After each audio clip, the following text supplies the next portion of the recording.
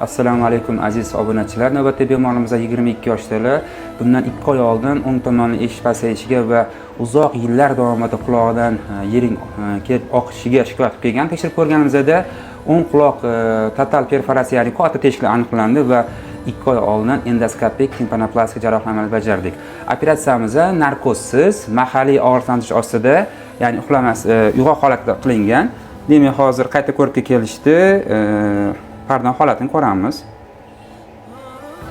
Mana demak tashqi eshik yo'li va mana pardani holati.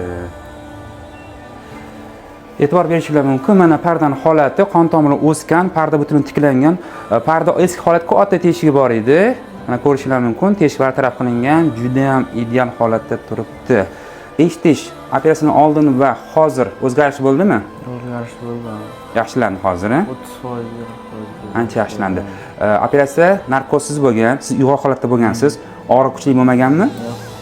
Chidasa bo'ladi. Operatsiyani bemalol mahalliyda qilsa bo'ladi.